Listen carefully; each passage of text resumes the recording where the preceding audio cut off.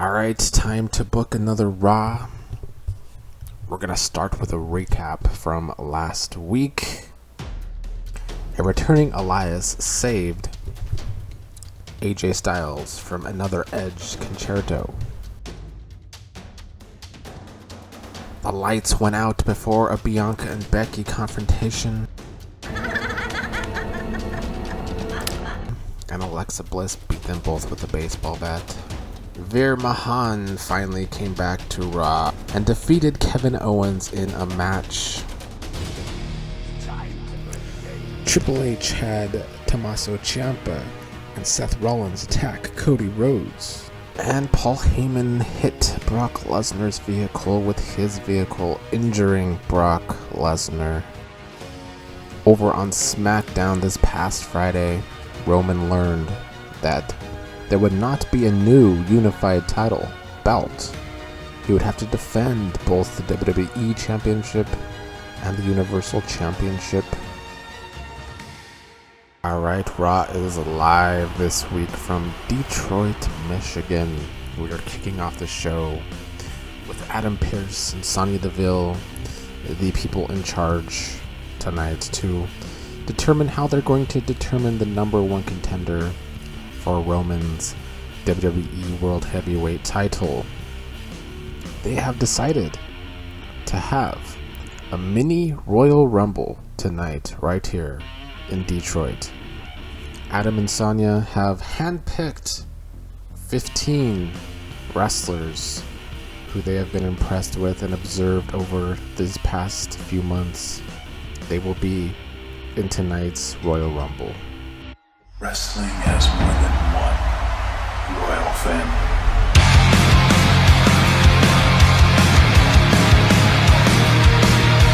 So Cody is out. He's not in tonight's mini Royal Rumble. He gets that he hasn't been around here long.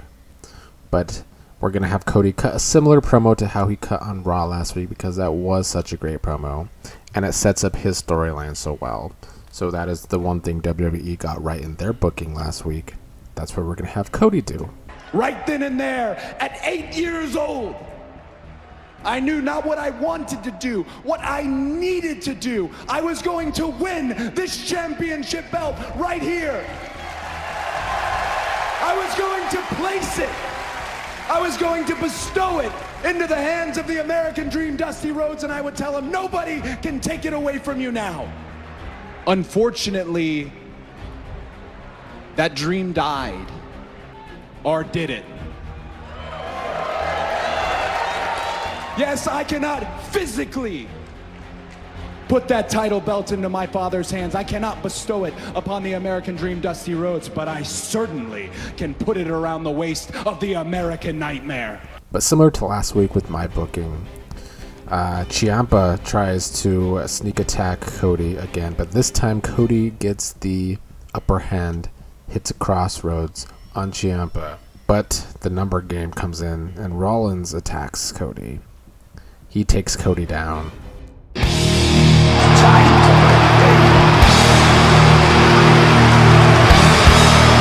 to play the game! Cue Triple H, who is out. Triple H says that Cody doesn't belong here once again, and that of course he doesn't even deserve a title shot, and Triple H isn't going to let that happen. Triple H says Cody can call himself the American Nightmare, but Triple H is going to be Cody's nightmare in the WWE. After commercial, we see that half of the women's tag champions, Naomi, is here visiting Bianca. They are talking about Alexa Bliss last week, her using a baseball bat to attack Bianca.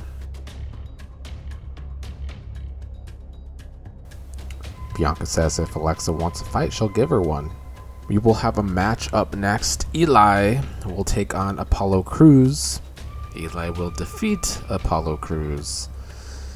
And when we come back from commercial after that match, they try to interview Eli in the back, but trying to keep the mystery around Eli, he doesn't give an interview. So I'm trying to keep the mystery with the Eli character, why he's even back, why he changed his name to Eli, what he meant last week.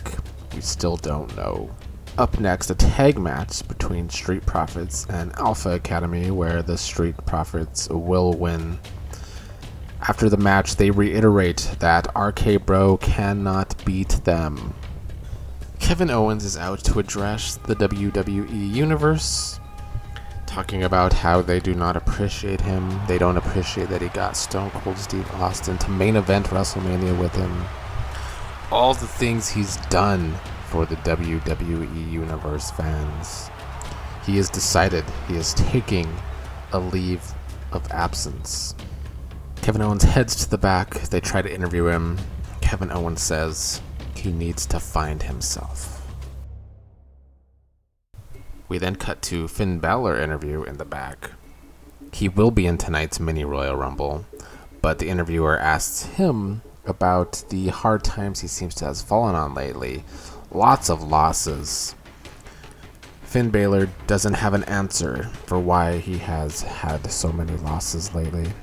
When the interviewer leaves, Finn Balor starts to hear a bunch of whispers in his dressing room.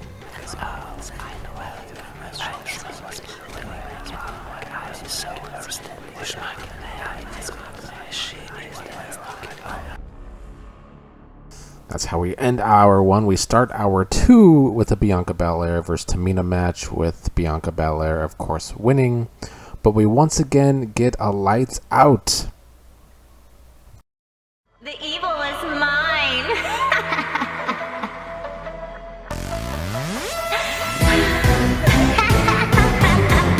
And once again, Alexa, when they come back on, Alexa Bliss is attacking with a baseball bat. At first, Bianca can block the baseball bat, but eventually Alexa gets the upper hand. Naomi comes out to try and make the save, but Doudrop and Nikki ASH attack Naomi. Those two basically try to hurt Naomi because they are trying to say they deserve a shot at Naomi and Sasha's tag titles. We next have The Miz versus Dominic.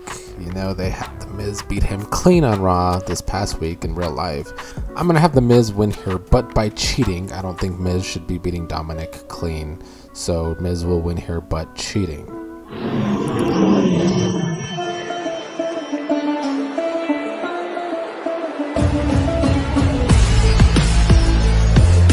And Veer Mahan is out. He confronts The Miz. The Miz backs away. He doesn't want any part of Veer. Veer says he doesn't want cheating in his kingdom. We get a Rhea Ripley interview in the back. Rhea wants to make an impact. She doesn't know how, she doesn't know when, but she plans on bettering herself and making a big impact this year in the WWE. We then get Zelina confronting Carmella about last week, her just leaving the ring. Carmella is basically done with Zelina. We're going to write off Carmella here for a while, like they are doing in real life, because she is leaving to marry Corey Graves and go on their honeymoon and whatever. So, you know, Carmella and Corey Graves come off as unlikable people, so we might as well keep them that way on the show as well. Up next is Becky Lynch versus Liv Morgan. Becky Lynch will get the win here. After the match, Becky wants to keep bidding on Liv because Becky grabs the microphone while she has Liv in a submission hold and says she will hurt Liv if she does not get her rematch with Bianca. This is my brutality!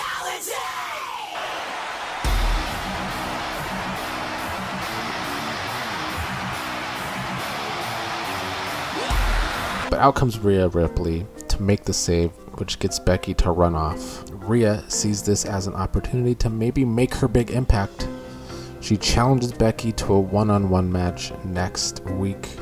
To end hour 2, we will have the Bloodline arriving to the arena. Paul Heyman nowhere to be seen after having to deal with the police Friday on SmackDown. When we come back from commercial, we see Jimmy Uso checking up on Naomi. These two are, married in real life. So we're going to play that up a bit.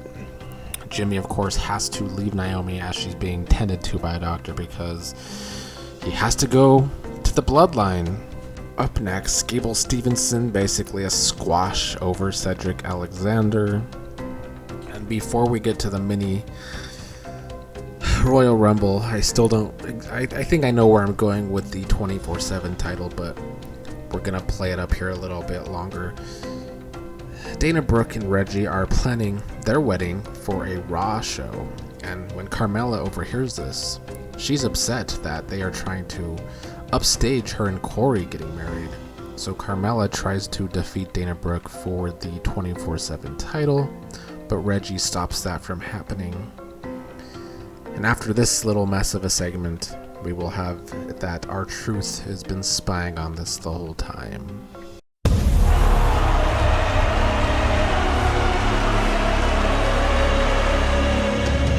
Alright, time for the main event. The Bloodline is out to watch this mini Royal Rumble to see who Roman Reigns will be facing at WrestleMania Backlash for the WWE Heavyweight title. The first entrant of the mini Royal Rumble is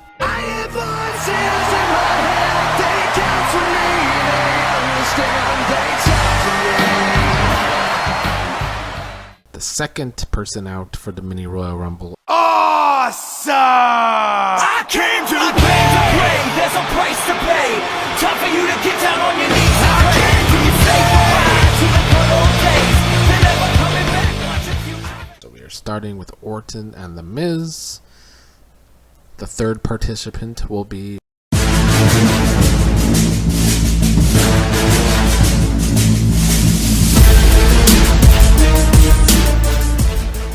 and Lashley will eliminate The Miz. Number 4 is Amos. Look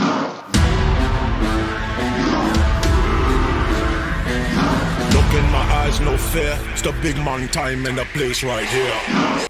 And Orton and Lashley would work together to eliminate Amos. Number 5 entrant is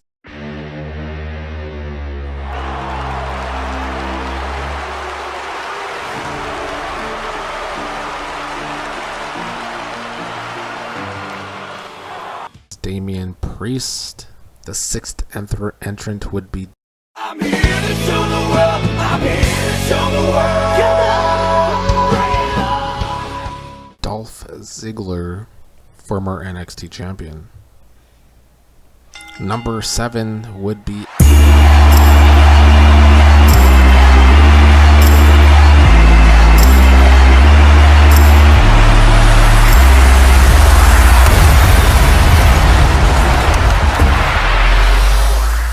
AJ Styles, the ring filling up a little bit now, but Orton would eventually eliminate Dolph Ziggler. Number 8 is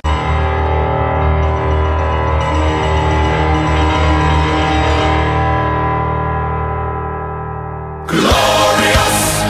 No, I won't give in. I won't give in till I'm victorious. And I will defend. I will defend. Robert Roode. During this time, AJ eliminates Damian Priest, but an upset Damian Priest comes back into the ring to eliminate AJ Styles from the match. So both Priest and AJ Styles out here.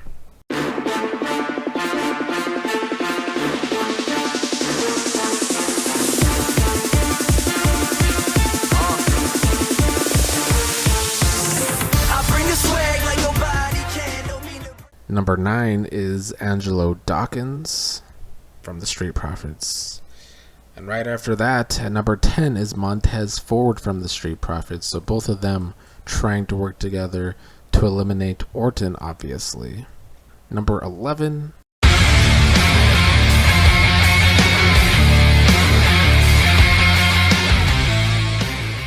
Finn Balor. Number 12.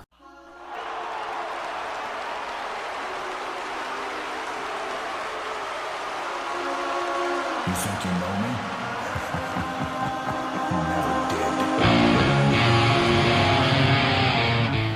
did. Is Edge. Edge would not last very long here because Finn will eliminate Edge, upsetting Edge. Things have not been going well for Edge here in my booking lately. During the same time, Lashley would eliminate Bobby Roode. Number 13. Bro.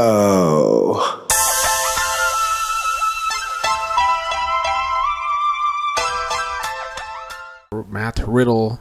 Orton finally getting some help in this match against the Street Profits. Riddle and Orton would work together to eliminate both Dawkins and Ford.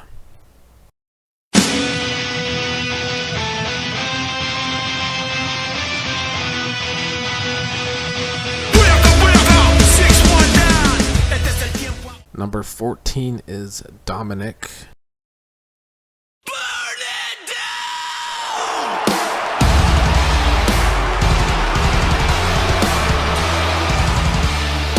And number 15 is Rollins.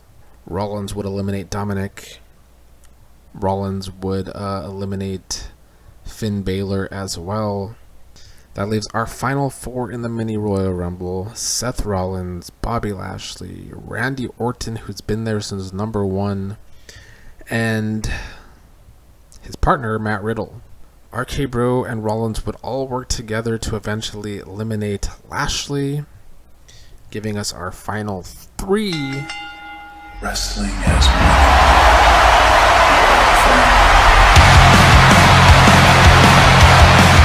Cody Rhodes comes out, distracts Seth Rollins, leading to RK Bro eliminating him, giving us an RK Bro showdown as the final 2 in this mini Royal Rumble. And in the end, Matt Riddle would eliminate Randy Orton, making Matt Riddle the number 1 contender to face Roman Reigns at WrestleMania Backlash for the WWE World Title. Bloodline comes in, gets in Riddle's face, but Orton comes back in the ring to stand side by side with Riddle to close out the show.